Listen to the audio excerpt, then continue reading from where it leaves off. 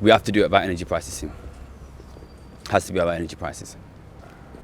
We were going to do a video about something else today, but we have to do it on energy prices because massive things are happening that are going to affect you and your family, and you need to understand what's going on.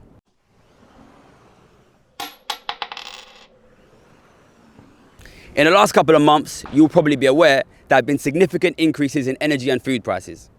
In the last couple of weeks, with the escalating crisis in Ukraine, there's been significant further increases in those prices. I woke up this morning and I saw the oil price had hit $140 a barrel for the first time in more than 10 years. The wheat price has increased 45% just this week and 65% this month. You are not seeing these prices in your bills or the shops yet, but you are going to. What that means is, on top of the already significant increases in the cost of basic living, bills and food prices are going to increase significantly more. This is going to cost an ordinary family like yours thousands of pounds a year. In many cases, this will be thousands of pounds a year that family doesn't have. That means a large number of families in this country will not be able to heat their homes, to feed their kids, to pay their mortgages, to pay their rent. People are going to become homeless. Millions of people are going to be in these kinds of situations here. We have to do something about it. The media and economists are presenting this like it's an unavoidable consequence of what's happening in Ukraine, like nothing can be done. Here are some facts you need to know. The average billionaire in this country increased their wealth by £630 million during COVID. The first year of COVID saw the biggest ever increase in billionaire and millionaire wealth ever in the history of this country. Billionaire and millionaire wealth increased by 22% in just 1 year, okay? This is not a situation where everybody's suffering. This is a situation where you and your family are suffering, but billionaires and millionaires have never, ever made more money in the history of this country, okay? So when people tell you that there's nothing that can be done to help your family pay the bills and heat your home, I want you to realize, make sure you're aware, and the people you know are aware, there has never been more money in the bank accounts of the rich and the super rich. This is not a force of nature. This is a political choice.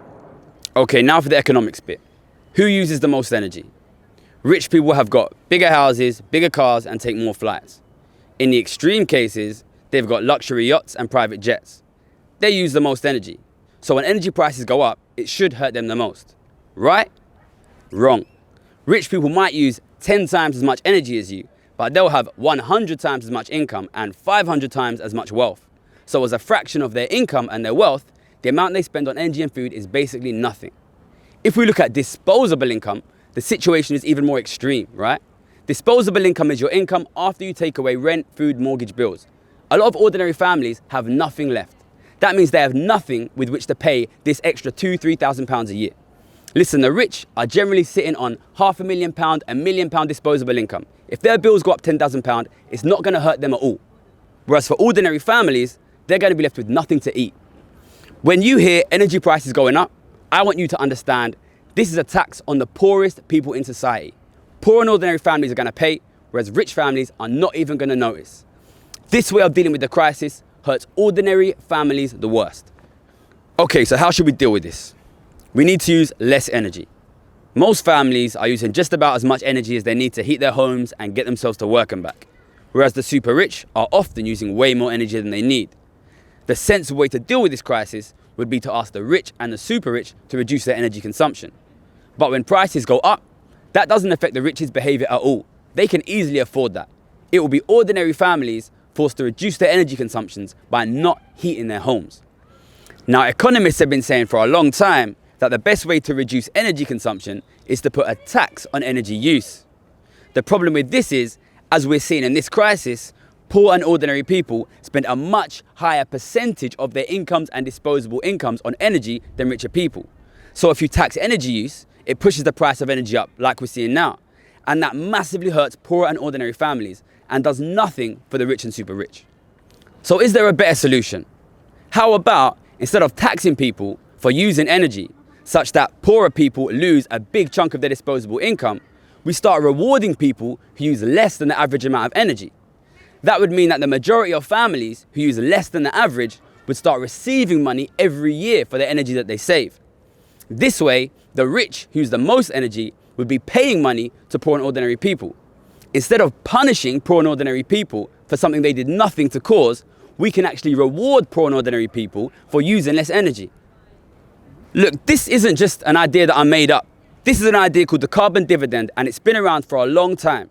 It's a very simple way of reducing energy consumption in such a way that instead of punishing the poor, you transfer wealth from the rich and the super rich who can afford to pay it towards the poor and ordinary people who are often struggling just to survive.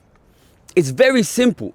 You can reduce energy consumption on the back of the rich, but we're choosing to do it on the back of the poor. Why are we doing that?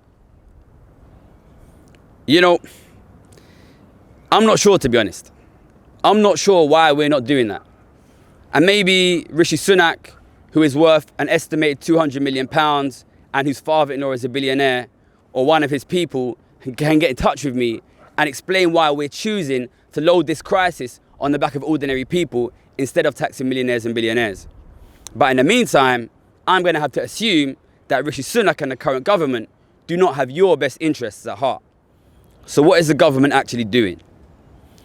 They're going to have to do something, and they're going to throw a few schemes together to give a few families a couple of £100. Bear in mind, you are losing thousands of pounds during this crisis, and the super rich are making millions. Are they raising taxes on the super rich?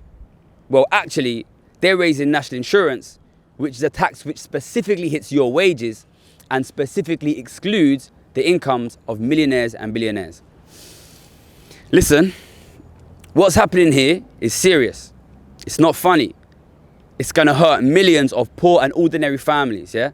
Ordinary people like you are going to suffer in this crisis, while the rich and the super rich are making millions, even billions of pounds. It doesn't have to be that way. The money is there.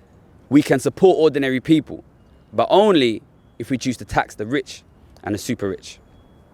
But they're not going to give it to us easy.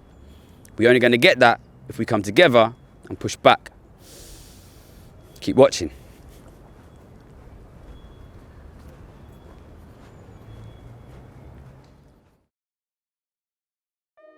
Housing could be so much more affordable, wages could be so much higher, and we could have so many more options in how we live our lives. Some of them put a lot of money into paying economists and think tanks to tell you that inequality is important for the economy.